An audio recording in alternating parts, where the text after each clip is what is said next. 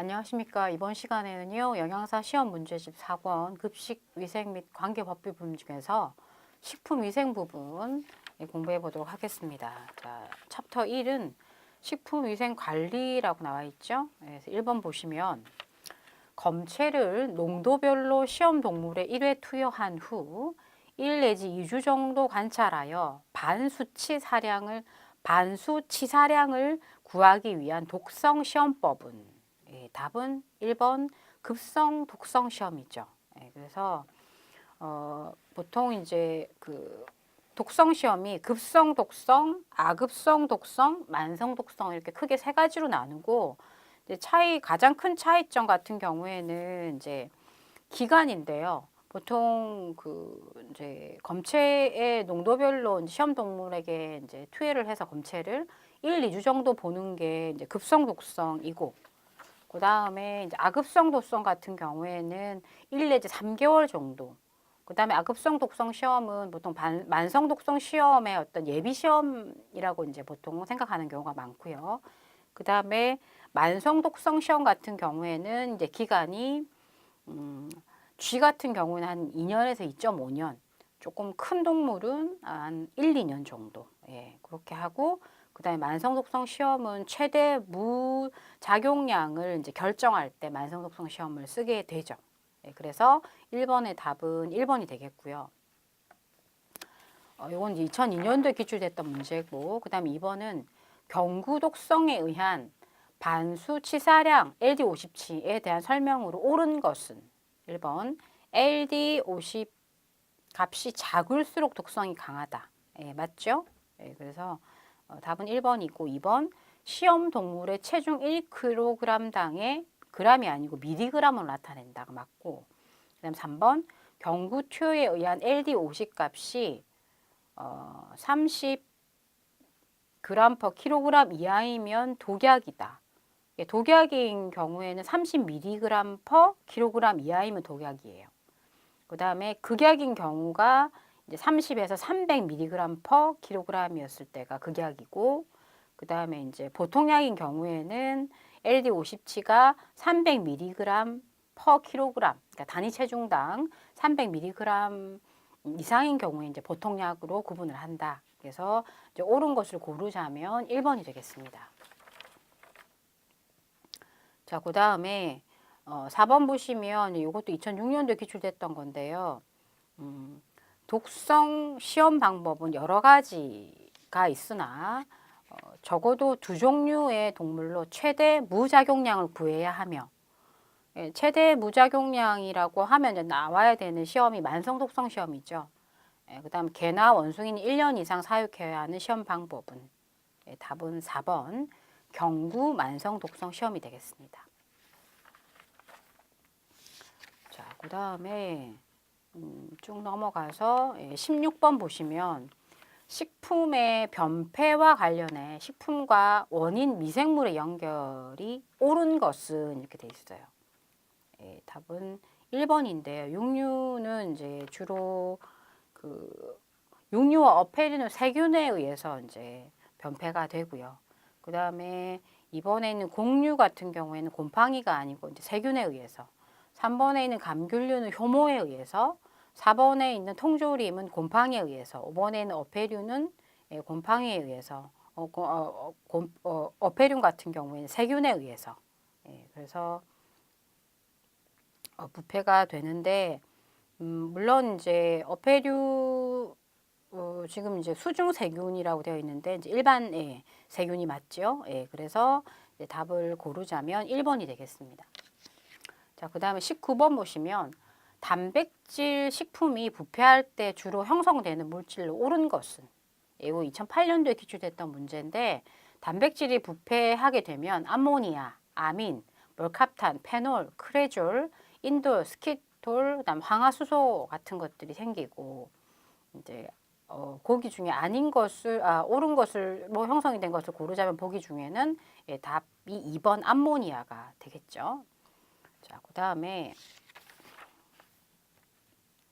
24번으로 가면 식품의 부패를 감별하는데 초기 부패 시 휘발성 염기 질소 양은 사실은 이제 초기 부패를 알기가 사실 굉장히 어려워요. 부패가 많이 진행되면 시각적으로도 금방 표시가 나기 때문에. 그래서 보통 초기 부패에 대한 부분들이 이제 식품 부패 감별에 굉장히 중요한데, 염기질소, 휘발성 염기질소의 초기 부패량은 30에서 40mg 퍼센트입니다. 그래서 24번의 답은 4번이고요. 그 다음에 31번으로 가면 다음 가열 살균법과 그 살균 조건에 대한 관계로 옳은 것은, 예, 1번 저온 살균법 같은 경우에는 이제 62에서 65도씨 30분이죠. 이게 보통 파스처리제이션이라서 우유에 대한 것들이고, 그래서 1번 틀렸고, 2번 건열 멸균법은 160도씨 1시간이 맞죠. 예, 그래서 보통 이제 우리가 그 건열 멸균기로 이제 건열하는 그 기구를 이용해서 하고, 그다음에 3번 고압 증기 멸균기는 120도씨 15분이죠.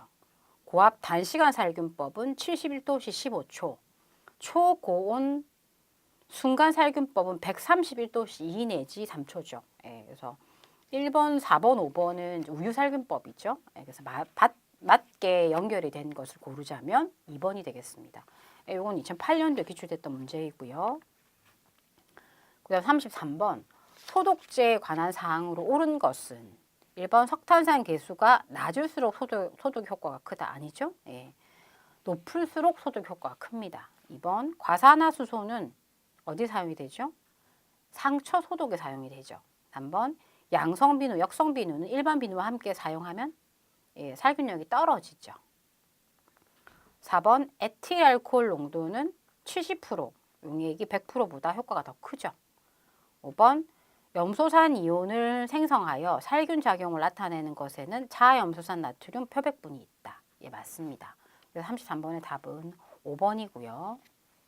38번 다음 중 소독제와 그 살균 효과와의 관계가 옳은 것은 1번 알코올은 뭘 이용한 거냐면 단백질 응고를 이용한 소독제이고요. 2번에 있는 염소 같은 경우에는 단백질과 화합물 형성을 이용한 것이고, 3번의 크레졸 같은 경우에 세포막 손상을 이용한 것이고, 4번의 역성비누 세포막 손상은 맞고요. 5번 과산화수소 같은 경우에는 산화작용을 이용한 겁니다. 그래서 그 연결이 맞는 것을 고르면 4번이 되겠습니다. 자, 그 다음에 41번 우유의 저온 살균이 잘 되었는지를 판단하는 방법은, 답은 5번이죠.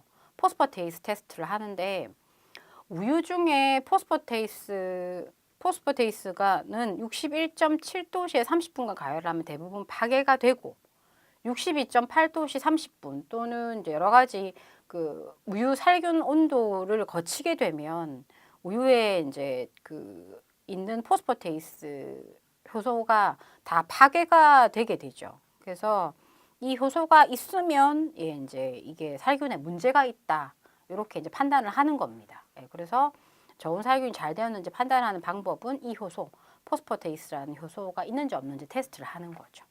41번의 답은 5번이 되겠습니다.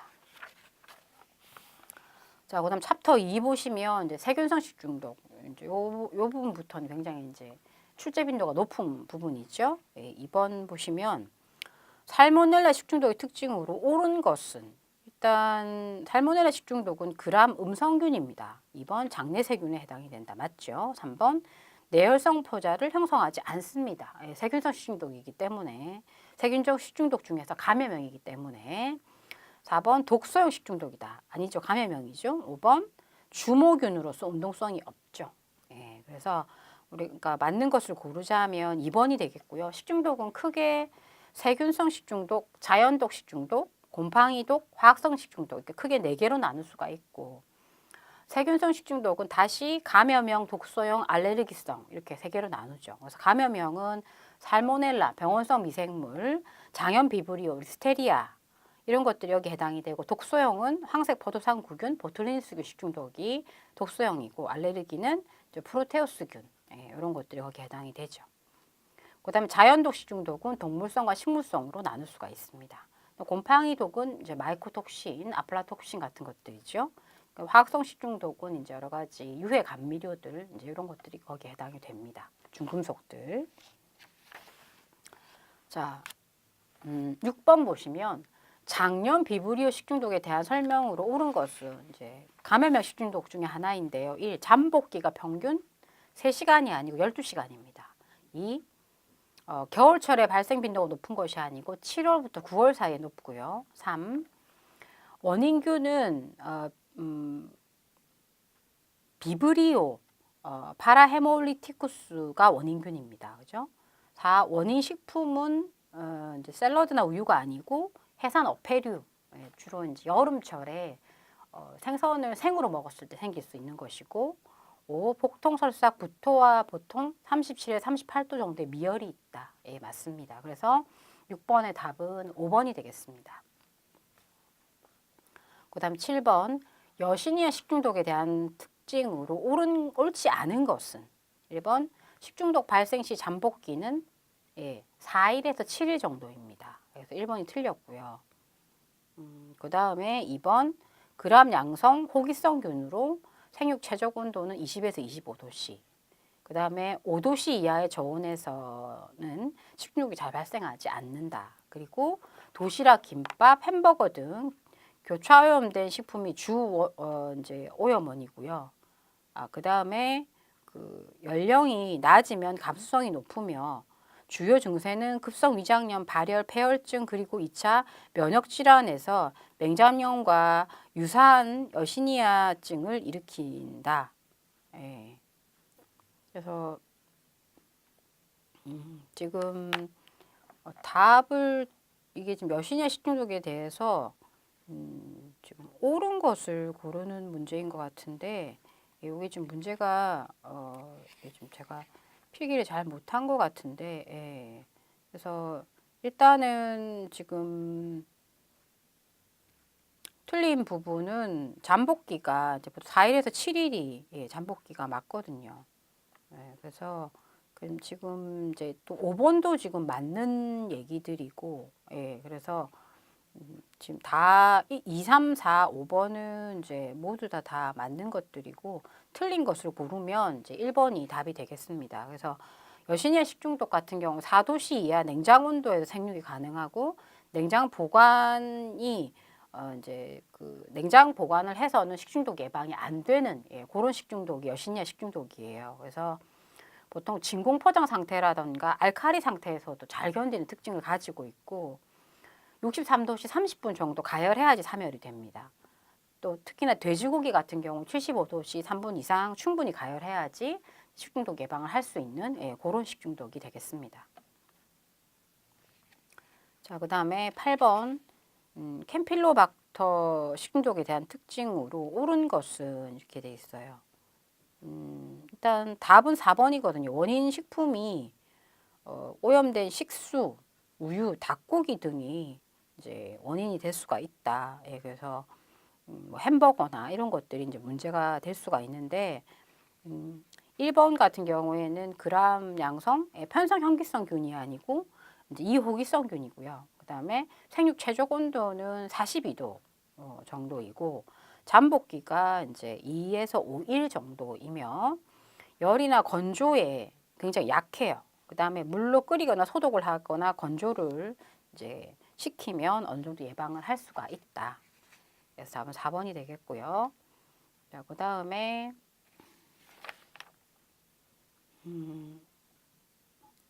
13번으로 가면 병원성 대장균에 대한 설명으로 옳은 것은 이렇게 돼 있어요. 그래서 병원성 대장균을 크게 4가지로 나누거든요. 그래서 장출혈성 대장균이 있고 그 다음에 장독소원 대장균, 그 다음에 장침습성 대장균, 장관 병원성 대장균 그렇게 크게 4가지로 나눌 수가 있습니다. 그래서 장출혈성 대장균 같은 경우에는 인체 내에서 베로톡소를 생성해서 식중독을 나타내지만 식품 중에 생성이 되는 베로톡소에 의해서 식중독이 발생되지 않는다.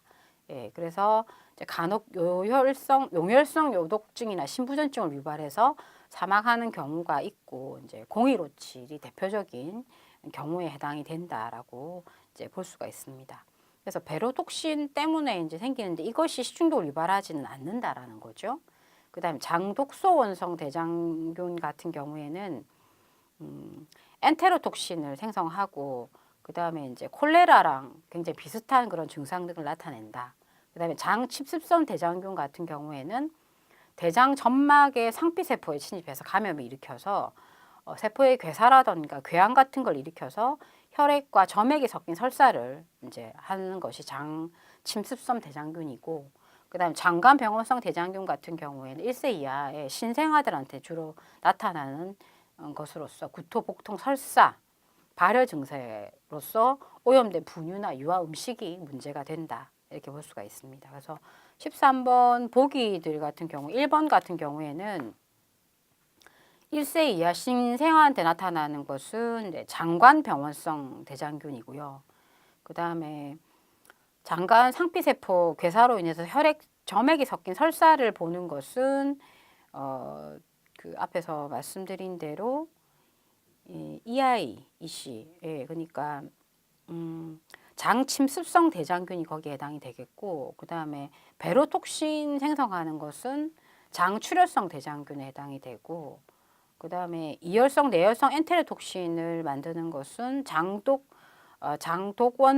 장독소 원성 대장균이 해당이 되겠죠. 그래서 지금 이제 그 맞게 설명이 된 것은 5번 0157H7은 장 출혈성 대장균으로 용혈성 요독증과 신부전증을 일으켜 사망에 이르게 할 수가 있다. 그래서 일본에서 이제 일본 초등학교, 일본으로 치면 소학교에서 아동 중에 이제 이렇게 0157 때문에 사망한 경우가 있었죠.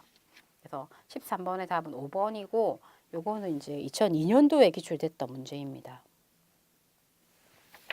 자, 그 다음에 18번 보시면 식중독의 원인 식품이 다양하여 미국과 유럽은 우유, 크림, 생과자, 버터, 치즈 등 유제품과 육류 등이며 우리나라에서는 사람 손에 접촉할 기회가 많은 식품이 도시락, 공유 가공품 등이 그 원인이 되는 식중독은, 예, 답은 3번입니다. 답은 3번 스테피로코커스 오리우스. 이거는 이제 포도상 스테피로코커스가 이제 포도상 구균이죠. 예, 그래서 손에 어떤 그 도시락을 만지는, 예, 거의 모든 식품에 특히 이제 유제품 도시락, 김밥, 주먹밥 등이 주요 원인이다. 이렇게 볼 수가 있는 그런 식중독이 바로 스테피로코커스 오리우스 식중독이 되겠습니다.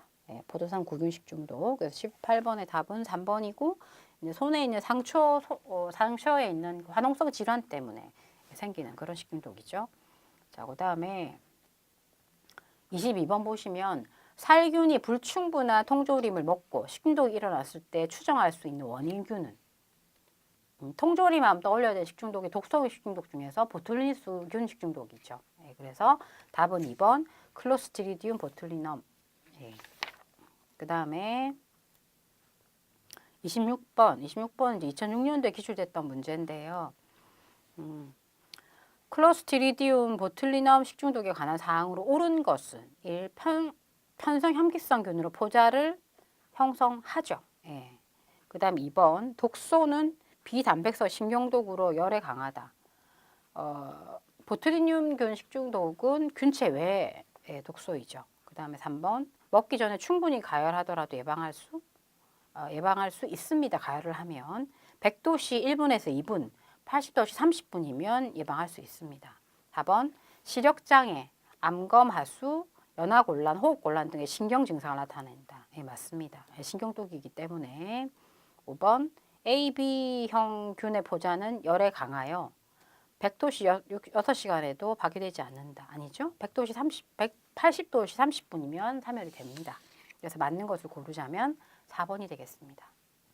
자, 그 다음에 28번 웰치균 식중독의 설명으로 옳은 것은 1번 김밥, 빵 등 탄수화물 식품이 주요 원인균이다. 웰치균 식중독은 물, 우유, 토양에 널리 분포되어 있는, 예, 그런 이제 균이고요. 2번 그람 양성으로 A에서 F 6가지 형이 있으며 호기성균이다. 웰치균은 혐기성균입니다. 3번 식품 중에 증식한 균이 생산한 독소에 의해서 식중독이 발생한다. 이거는 이제 식품 중에 증식한 균이 아니고 사람이나 동물의 장내에서 생성되는, 예, 그런 것입니다. 4번 아포를 형성하여 내열성의 신경독에 의해서 식중독이 발생한다. 예, 이거는 이제 그 신경독이 아니고 예, 장독소이죠. 그다음에 5번 케이터링 및 뷔페 식당 등 대규모로 음식을 준비하는 곳에서 많이 발생한다. 예, 맞습니다. 그래서 레스토랑, 케이터링, 뷔페 식당 예, 이런 업소에서 특히 조심해야 되는 식중독이 웰치균 식중독이죠. 그래서 28번의 답은 5번이 되겠습니다.